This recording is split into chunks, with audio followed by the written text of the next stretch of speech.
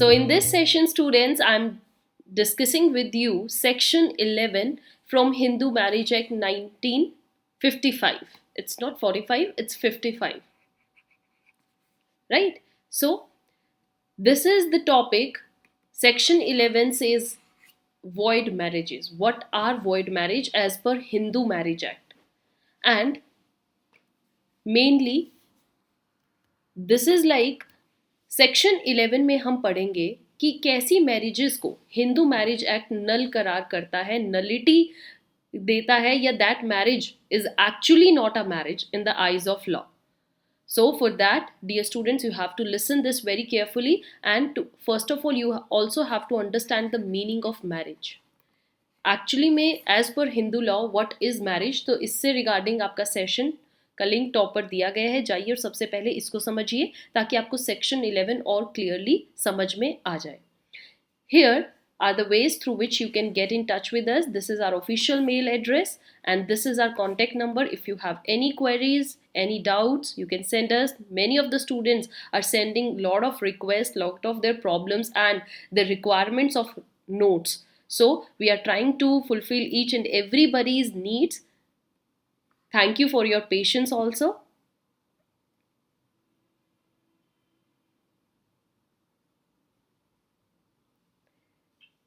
Now, any marriage which is solemnized or you can say celebrated, or actually any marriage which is done under the commencement of this act, इस act के आने के बाद जो भी शादियां हुई हैं, shall be null and void. वो नल या void हो सकती हैं किसी भी पार्टी की पिटीशन पर, किसी भी पार्टी की शिकायत पर against other, if that declared a degree of nullity. अगर उसकी जो रिजल्ट है वो नलिटी आ चुका है, अगर कोर्ट ने उसको नल करार कर दिया है, और कब करार कर दिया है, अगर वो सेक्शन 5 की ये 3 कंडीशंस पर खरा नहीं उतरता है, या वो मैरिज इन 3 सेक्शंस के अगेंस्ट है, इन 3 क्लॉजेस के अगेंस्ट है actually.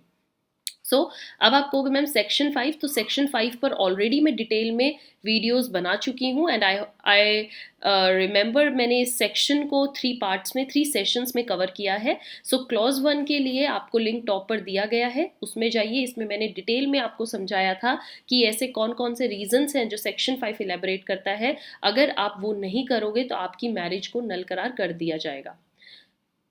Then coming section 4, that is prohibited marriages. Marriages against means जो ऐसी डिग्रीज ऑफ प्रोहिबिटेड रिलेशनशिप जो दिखाई गई हैं, अगर आप उनमें शादी करते हो तभी भी वो जो शादी होती है, जो विवाह है, वो अवैवाहिक हो जाता है. So that's also link is on the top. Coming to the next, this clause, that is the very last which I discussed with you. This is about the sapindas relationship. Yes, so sapindas relationship में अगर आप शादी करते हो तो वो भी मान्य नहीं है. इसका भी लिंक आपको टॉप पर दिया गया है. तो ये 3 ऐसे कारण हैं जो section 5 of Hindu marriage act हमें बताता है. और अगर इन 3 कारणों की वजह से आपका अगर शादी में कोई भी रीजन आ जाता है तो वो शादी नल या वॉइड होती है, और उसी को हम क्या बोलते हैं, void marriages. Very easy. Next is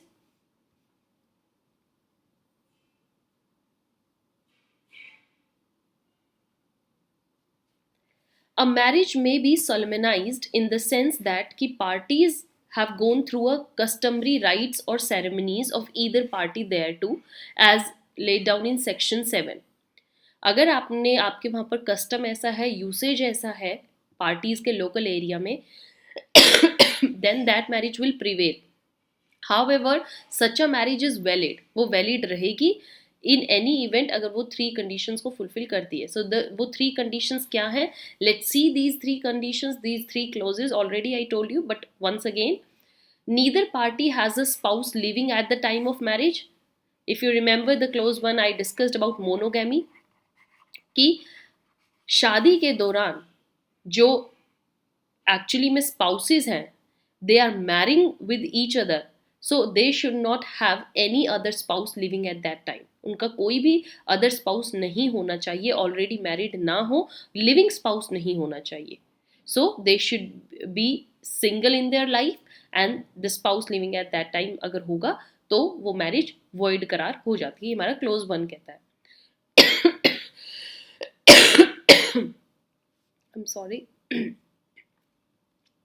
Then clause 4 says the parties are not within the degrees of prohibited relationship unless the custom or usage governing them permits. अगर custom or usage है, that's the exception, but if there is no such custom or usage and still अगर आपकी marriage degrees of prohibited relationship में है, तो clause 4 के according section 5 उस marriage को भी void करार करता है। Same is clause 5th which tells that parties are not subpoenas to each other. Subpoenas के ऊपर मैंने डिटेल में आपको समझाया था। अगर कस्टम और यूसेज अगेन ये इसकी एक्सेप्शन है, बट अगर ये नहीं है तो अगर आपने सपिंडाज में ही रिलेशनशिप में अपनी शादी परफॉर्म कर ली है then that is void.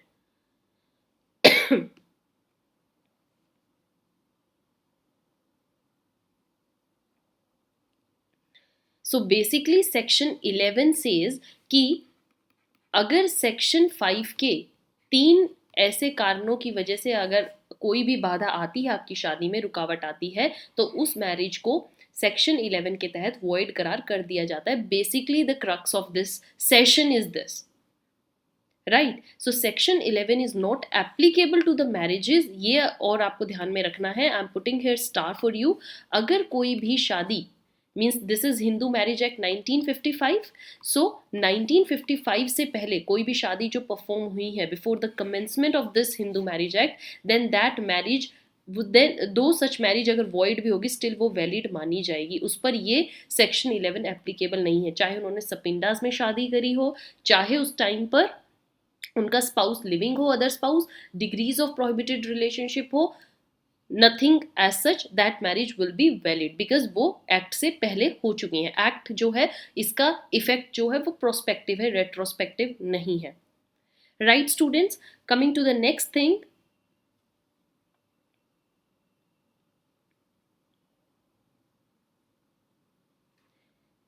This section lays down that non-fulfillment of any of these conditions, जो भी मैंने आपके साथ ये 3 conditions डिस्कस करी हैं, अगर ये non-fulfillment होती हैं solemnized after the commencement of this act के बाद, then null और void, वो शादी शुरुआत से ही since its inception null और void है। And either party to such marriage, जो भी उस पार्टी में हस्बैंड हो या वाइफ हो, वो डिक्री फ्रॉम द कोर्ट ले सकते हैं कि हमारी शादी को आप नल करार कर दीजिए, बिकॉज इन 3 कंडीशंस में ये कंडीशन के ऊपर हमारी शादी थी। A degree of nullity may be passed by the court. देखो ज़रूरी नहीं है, ये भी चीज़ ध्यान में रखिए कि आपको कोर्ट से जाकर ये फैसला लेना ही है कि हमारी शादी को नल करार करो। अगर ये 3 रीजंस हैं, it's not all the 3 reason should be there, any one of them, किसी भी रीजन की वजह से, किसी भी कंडीशन की वजह से अगर आपकी शादी किसी भी क्लॉज में बैठ जाती है, मीन्स प्रोहिबिटेड रिलेशनशिप में है या मोनोगैमी नहीं थी या सपिंडास रिलेशनशिप में थी, तो ये नहीं है कि आपको कोर्ट से जाकर ही स्टैंप लगवानी है या कोर्ट की फॉर्मेलिटी को पूरा करना पड़ेगा अपनी शादी को नल करार करवाने के लिए। No, it's not like that. Still your marriage is void, आपकी मैरिज तभी भी वॉइड है। So either party through the marriage solemnized after the commencement of this act और on the ground show कर सकती है कि ये 3 conditions या इनमें से one of the conditions was there, that's why our marriage was not a marriage at that time, वो थी ही नहीं कुछ भी।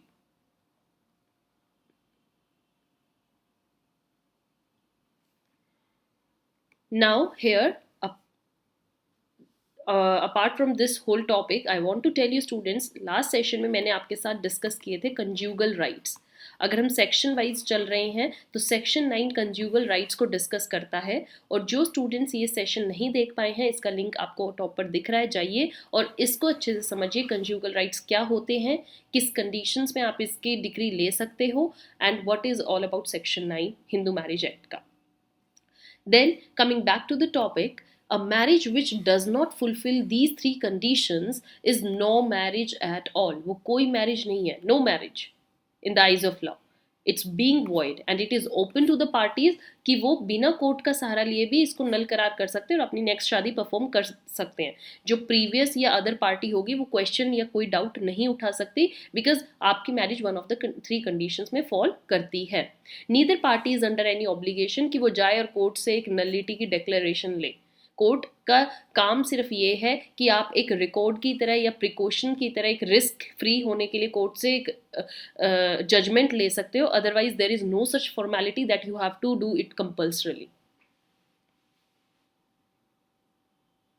All right, so with this, dear students, this session is over. I hope section 11 is clear to you what is exactly void marriages are and किन conditions पे आप किसी शादी को void marriage करार दोगे.